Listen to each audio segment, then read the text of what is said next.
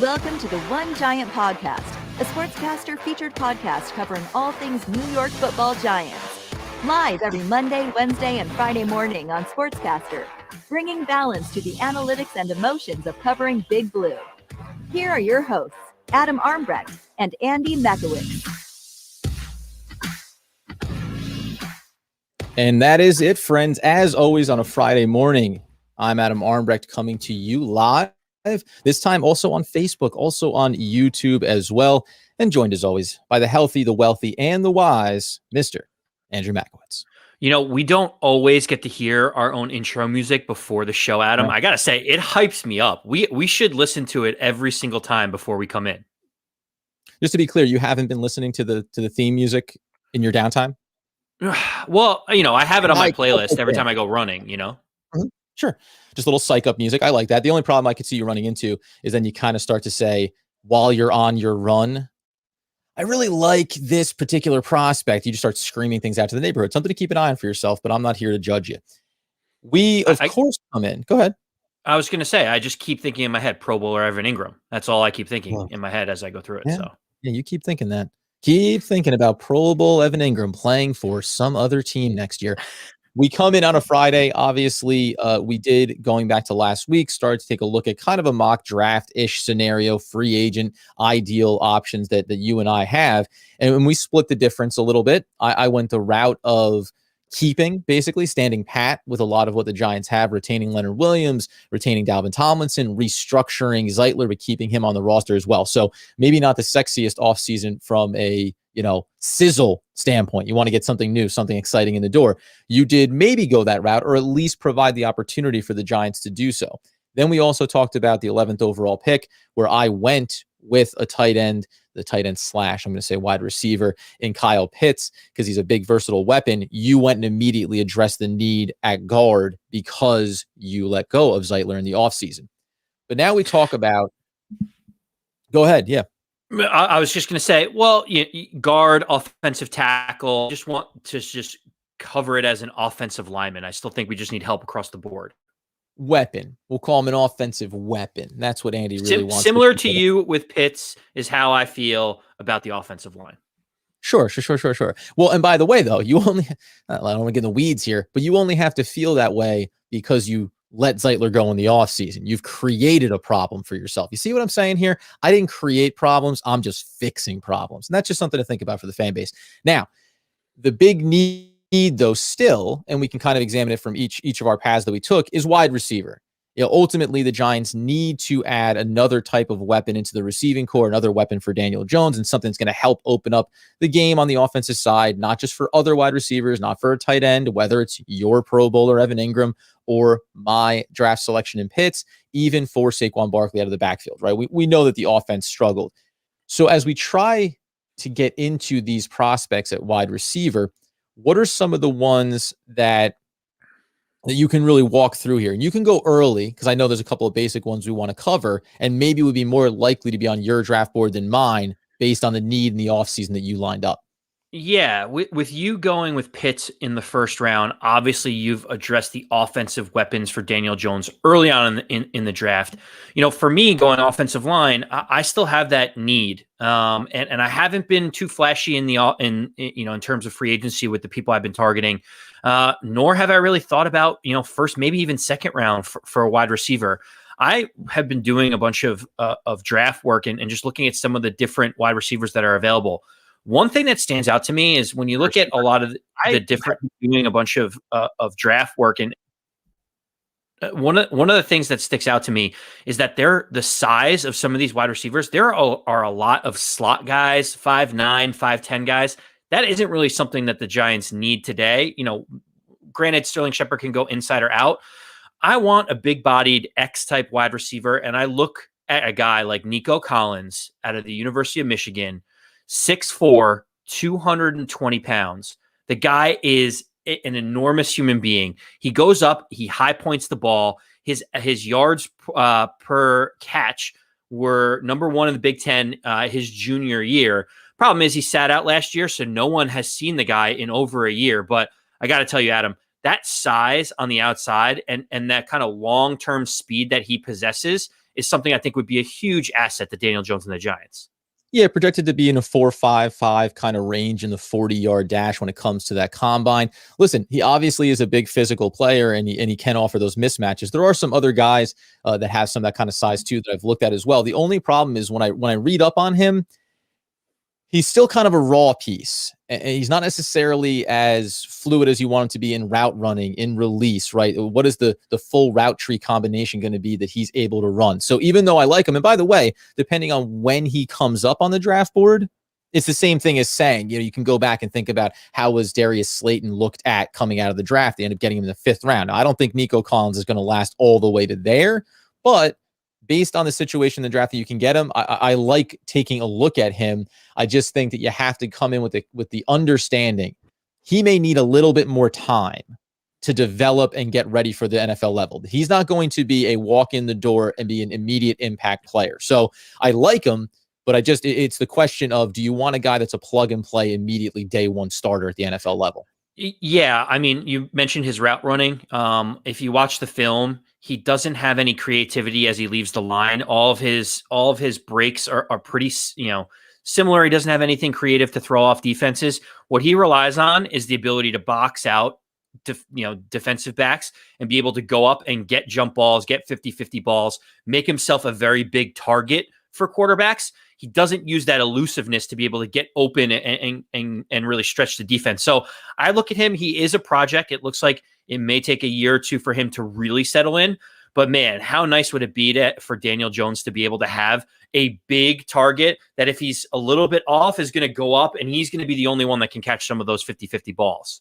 Oh, you better believe it. And that's the real value of him or any of these big receivers. If the skill set is there, red zone threat, right? We've talked about it. And it's not even to belabor Evan Ingram's shortcomings, but he's the biggest receiver you had on this roster. He's the guy you want to depend on in the red zone, and you just couldn't. He doesn't play big, as we've always said. So if you bring in an element to this receiving core that essentially says, listen, between the 20s, it's going to be Darius Slayton, it's going to be Sterling Shepard, it may be even a flyer guy, and we're going to get into some of the potential free agents that the Giants could still look at this offseason. Those are going to be the guys that are the chain movers between the 20s. And then we just need someone, and we talked about some of the guys that are on the practice squad this past year for the Giants that are big boys, but never got a chance to show it during the season. Someone who can come in, be a physical presence, and go and high point that football in the red zone for Daniel Jones. So there can be value there. The interesting thing for me is, though, you're saying when you're going to look to target them. We think about the top end of this draft here, obviously. There's the Devonta Smiths, and they're not going to be there, right? The Chases, they're not going to be there. The Jaylen Waddle may be there, right? There's so many different scenarios where, depending on who takes what, how many quarterbacks go early, what certain teams choose to do, there's a chance that a player like that could be there at 11. Now, I've said, if I'm there apples to apples and I have Waddle and I have Kyle Pitts, I go Pitts. Because again, I think that he offers some of what you're talking about, right? Size, versatility, red zone threat, and then also the flexibility to play in the slot, to play on the outside as well. So I think that the best compliment for the Giants is going to be Pitts over even a Waddle. But then there's other players like a Terrence Marshall Jr. out of LSU. He was originally, you're talking about somewhere early, even mid-second round, but he's rising. I think that you see him go in the first round. A team like Baltimore would love to get him at the back end of the first, needing size and versatility in their wide receiving core. Initially, I thought that, I have a couple of guys here spread throughout the draft, but if a guy like Marshall was there in the second round, there is some world where I'm willing to double down, go back to what I did in the offseason and say, well, I brought back my 2 big defensive pieces and I retained my veteran guard. So technically, I don't have to. The only thing I have to go in on maybe is, you could say, edge rusher. That'd still be something you want to address. If there's one there in the second round, okay, great. But there's a world where I come up in the second round and I say, yeah, double down. I took Pitts. I'm going to take a wide receiver in the second round and really bolster this wide receiving core. So in a world where one of those guys fell, you start to think about a Sage Surratt who comes out of Wake Forest. He's another guy that's over 6'2", a really nice skill set. But a guy that I really like and I think could be there, there's anywhere from 2 to 4, they're saying, in terms of round projection. I'd like to think third round would be the sweet spot for him. And that's Amon-Ra St. Brown out of USC. The things that I like about him, listen, he's only 6'1", he's only 195, runs a 4.5 40. So, none of the measurables are necessarily going to light it up for you on paper. Remember, he played behind Michael Pittman Jr. there at USC. And the other thing that I like about him, when you mentioned taking a look at a guy like Nico Collins, what's really good about Amon-Ra St. Brown for me is he projects to be a prominent wide receiver for almost any offense at the NFL level. He has the skill set to excel in the vertical passing game, can also do things in the quick route trees as well. So again, if we want to say, and we've debated it, Sterling Shepard, can he play outside? Yes, but you'd like him to be inside. And I go back and forth. If I've added Pitts in the first round, now I get to say, well, if I had just another versatile wide receiver that isn't a pure outside, pure inside, etc. Well, now I just have these collection of guys, and him and Sterling Shepard specifically can kind of take their turns lining up outside, lining up inside, and just going with the mismatches that the defenses give you. Yeah, I did some film on St. Brown as well. There's a couple of question marks that I have for him, which is why I haven't highlighted him. One is you pointed out he was kind of alongside of Pittman Jr., who has looked great for the Colts so far. I mean, he looks like he's going to project to be a very nice wide receiver. One of the reasons why the Colts are going to let T.Y. Hilton walk in free agency is because they see the emergence of someone like Pittman.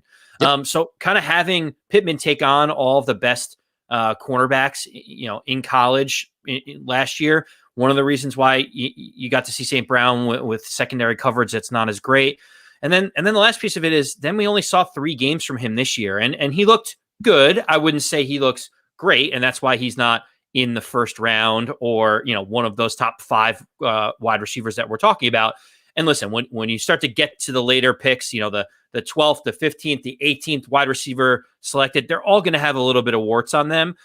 For me, St. Brown, I just haven't seen enough number 1 type production where I originally went with Nico, where he was the Offensive Player of the Year for Michigan in 2019. He did lead the Big Ten in yards per catch. He did make all Big Ten honorable mention for wide receiver. Like he has shown the ability to get there if he's given the opportunity. Yeah, and that's what that comes down to is, and I always, especially with big receivers, and that's why you get into the details sometimes. And when they say, well, this guy's a big body, he's not the fastest, but he can go and high point the ball. But then you get into the weeds where it says is going to have a hard time getting off of coverage at the line, right? Doesn't have a great release or the route tree combinations and all those things. You don't get exposed on those things at the college level. Listen, I'm a natural athlete. Look at me run, watch me go. And then it isn't until you get to the pros where you start to see it. And really, a lot of times to me, that just comes down to, are you willing? Are you willing to develop those areas of your game, or do you come into the league? Listen, Randy Moss was a freak athlete, right? But if you think that Randy Moss wasn't at least working, he also was a great route runner. Like, people kind of forget that, especially when you get to the latter stages where he's running those deep routes for the Patriots. But he was also an elite route runner. He also got off the line good. He knew how to hand check and fight off hand checking from DBs. So you need to have that supplemental skill set. Otherwise, that's the difference between being a big receiver and being an elite big receiver. Yeah, you hit the nail on the head. And that's why we talked about Nico probably needing a year or 2 to learn some of that, because he does have longer speed. When he gets going, he can get downfield. He made big plays. That's why he led in average yards per catch. He does run over smaller cornerbacks. There's a lot to like, but there are, same thing with St. Brown. There are concerns, which makes them a later, maybe day 2, day 3 prospect. When we talk about day 3 prospects or late day 2, depending on where you see it, there is one guy that I have loved for weeks doing some recon, Adam, and that's Josh Palmer of the Tennessee Volunteers. He's 6'2", just about 210 pounds. He's got really good size. He runs about a 4.5 speed. He has looked great. He has the athleticism to be able to make defenders miss when he gets the ball in open field. He is tremendous at getting open and running those different routes. And it was highlighted during the Senior Bowl this year, where during some of the warm-ups and practices, he was embarrassing some of those cornerbacks, and it led to him catching a touchdown pass in the Senior Bowl. Before that game, he was projected to be a late 7th round pick. And now people are talking about him being in the 5th round, maybe in the 4th round. I love him for the Giants in the 5th round. I probably would swallow the pill and take him in the 4th, because watching his interviews, he's a guy that just gets it. That every single person at the Senior Bowl was saying He was, staying longer on the machines. He was saying all the right things to the coaches. The coaches loved him. He wants to learn and be coached. Give me a guy like that in the fifth round that we can work with, that has the size, the speed, and the desire to be great. I'm pushing my chips in on Josh Palmer. I think he's going to be great. That's fantastic. And maybe this is one of those late round guys that you keep your eye on early and often, as we went back to our mock drafts from last year and some of the hits that we had, right? And I always, Carter Coughlin, my boy, but what's funny too is because a wide receiver like that I think what you keep an eye on and see how he starts to rise, because Nico Collins is that intriguing one. Like you said, well, day 3, day 2, what's going to happen here? I think Nico Collins has some of that college track record that maybe he gets a little bit bump higher, and maybe a guy like Palmer, and Tennessee's not a small school by any stretch, but maybe just doesn't have the cachet on draft day where all of a sudden you turn around on day 3 and you go, oh, Palmer's still available here in the 5th round. I love it. We're going to take a look at him and bring him into camp. One of the other guys that I think lines up a bit with a guy like Nico Collins, someone who's rising, and it's hard to get a gauge officially where he's going to go. And that's a guy like Trevon Grimes out of Florida. Now, it'd be interesting for me if I ended up doubling down on going back to the school where I got my tight end from. But Grimes is 6'5", projected to run a 4.5 40. And essentially, the outlook on him is saying, well, you were at a school where they featured Pitts, and they also featured another very high prospect in the draft at wide receiver in Kadarius Toney. So Grimes is a guy that gets buried a little bit. The one thing that you can look at and be excited about, beyond his size, beyond, kind of the weapon that he can be, projected 3rd, 4th round. And this is where it's interesting. I don't know, does he get up to the higher end of the 3rd round by the time the draft day comes around? Does somebody at the back end of the 2nd take a look at him, and that could maybe move him out of the Giants' kind of target range? But in the SEC championship game, Grimes torched one of the top potential 20 picks in the NFL draft in cornerback Patrick Surtain II on a 50-yard touchdown. He beat him up a little bit in that game, and that was some of the flash that excites people about what he could do. He projects to be a wide receiver 3-4 coming into the league, but if you, again, go back into what I'm constructing here for the Giants, if I get a big versatile weapon at wide receiver and I bring in another maybe body like this, and again, I think you want to go round 3 or 4 if you can, because there's going to be other needs here. I probably have to hope that he gets to round 4 maybe. But if you bring in a player like that, now all of the sudden put him in with a physical, bigger receiver that we have in Darius Slayton, and then allow Shepard to just be this versatile moving piece. I think, on a side note here, if the Giants do the offseason right, they potentially could be setting it up where Sterling Shepard is just feasting on defenses, because he's the last guy that you're going to think about and the first one that you should be concerned about when he lines up, depending on where he is on the field. Grimes is an interesting one. And, some people will say, well, look, Pitts was the guy and Kadarius Toney was the secondary guy and Grimes was the 3rd guy. People have a short-term memory. Let's go back a year to the University of Alabama, where they had Henry Ruggs and they had Jerry Jeudy, who both went in the top 20. We fast forward, and the 3rd guy of that triumvirate was Devonta Smith, who just won the Heisman Trophy. So when we think about scheme and game plan and all this different stuff, who knows? Grimes could be that type of player that could, blossom at the professional level when, some of the game plan was moved towards Pitts and Kadarius Toney in college. It could be the same trajectory as someone like Devonta Smith. Now, I'm not saying he's as polished as a route runner, he's as great as a receiver as Smith, but there are situations where you could be the 2nd or 3rd option in college and still be a tremendous NFL player. 100%. And that's why, and I have one more guy that could be a later round target. Do you have anybody else in the draft that you look at and say, maybe there's a guy here? Because I know you also have a free agent option that we're going to get to in a moment as well to help supplement. But is there anyone else in the draft that excites you? Not really. And that speaks to how thin everything is. I keep looking, and like I said before, there are a lot of slot guys, speed guys that everyone keeps looking at in the top 15 to 20 wide receivers. That to me is not where I want the Giants to go. I need them to get an out wide possession X wide receiver. I know we can shift Sterling Shepard to the outside, and some advanced metrics say he's actually better on the outside, but bringing in like a 5'9" slot receiver is not really what I'm thinking in my head is what is the best path during the draft for the Giants. So I'll give you one more, and there's some other guys that I'll get into along the way, because I always like to find the deep dive. Where's the diamond in the rough? But one last player that I'll point to, and you just mentioned it about what Grimes was dealing with the other talent around him there.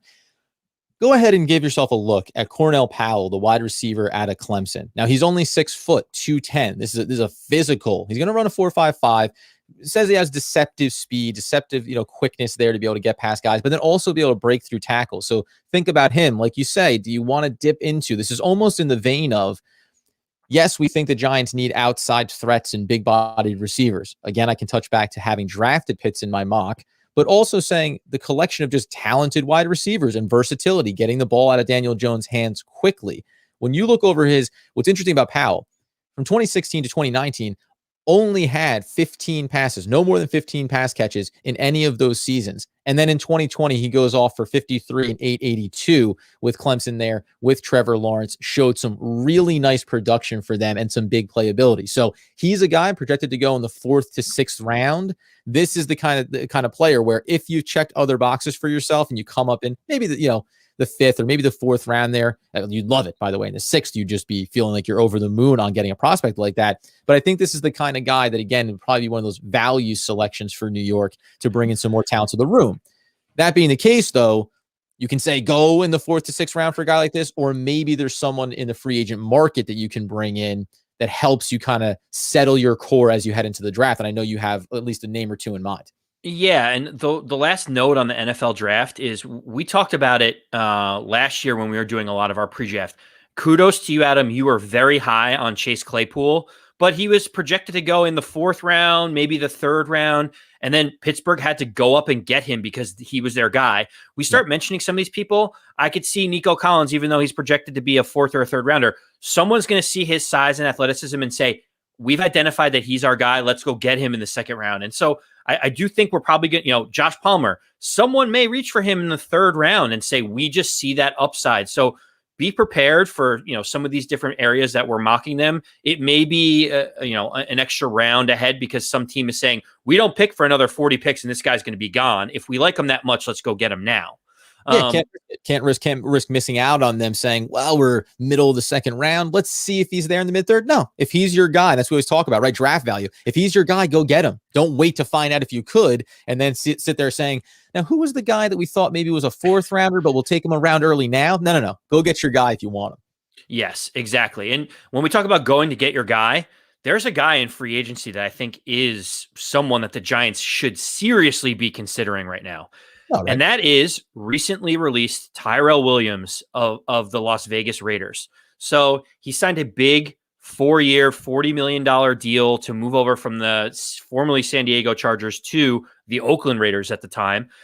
Showed some flashes in year 1. Year 2, first 6 games out of the gate, had 6 touchdown catches. He was looking tremendous, and then he got zapped with a little bit of a heel injury that limited him. He was out all of last year with a torn labrum, and because the Raiders are in dire straits in terms of their cap, they just couldn't hold on to Tyrell Williams at a $10.5 million or $11.5 million cap hit. They cut him, released him about a day ago.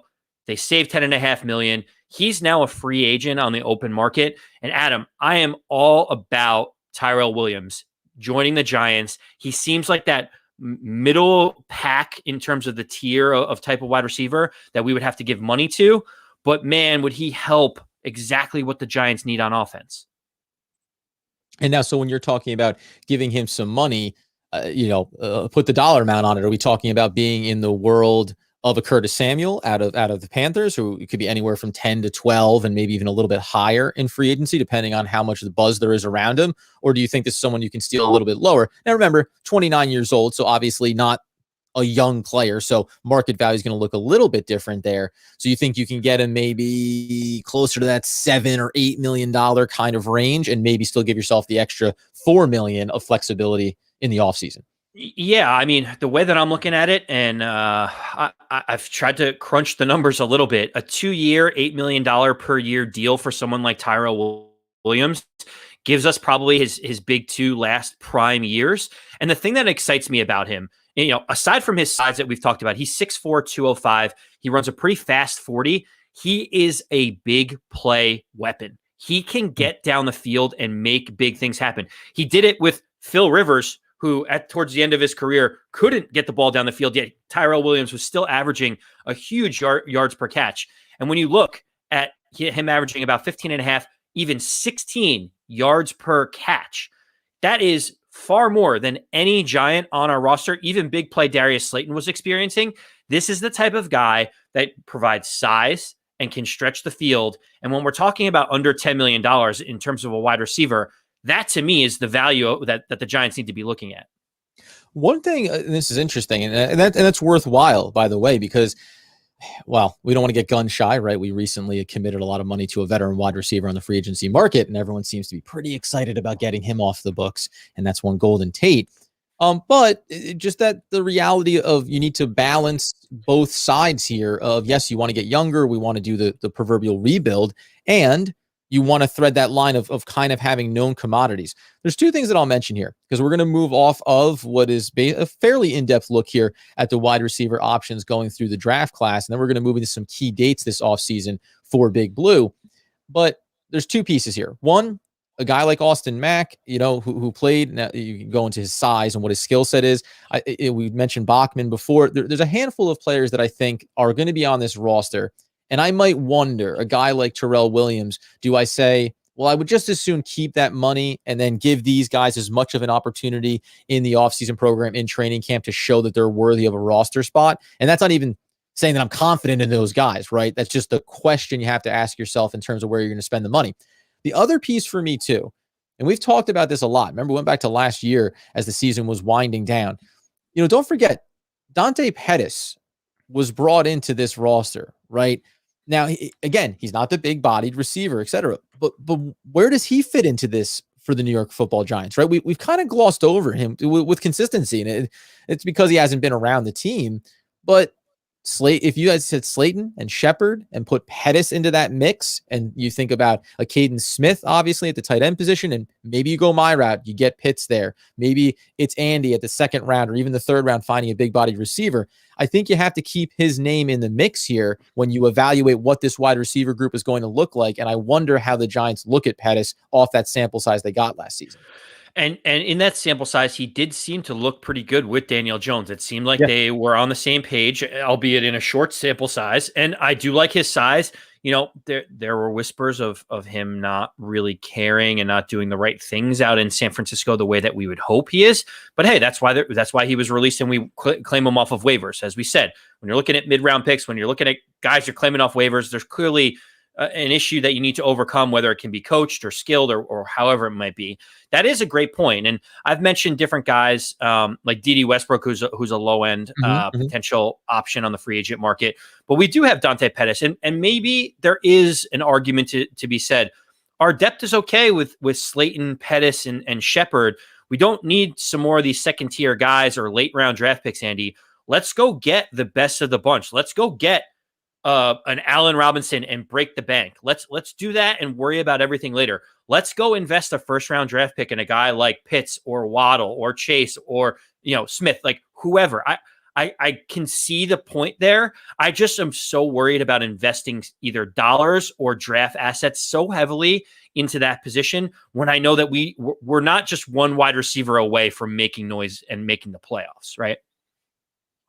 Well, and that's my problem too. We'll get into these off-season dates here now, but that's the hard part for me. Is everyone says go get the guy, the elite wide receiver, and you said it last episode, right? Like I get it, but don't trick yourself into thinking that it's just if you just do this, then everything comes together. And don't get me wrong, by the time we start talking about the season and what we think could be possible for the Giants, I'm gonna hype. Nobody gets more hyped up about the prospect of the future and what could be than I do. But there are still issues here, right? It's the same thing about the defensive side. Don't get overhyped on the fact that the defense played really well last year, and that's a good thing. But remember, you got a career year out of Leonard Williams. Anything short of that this upcoming year could just look a little different. It could look a little less, right? Where is Dexter Lawrence going to be? All those things matter. The second cornerback position. Like, there's still questions here that the Giants need to sort out.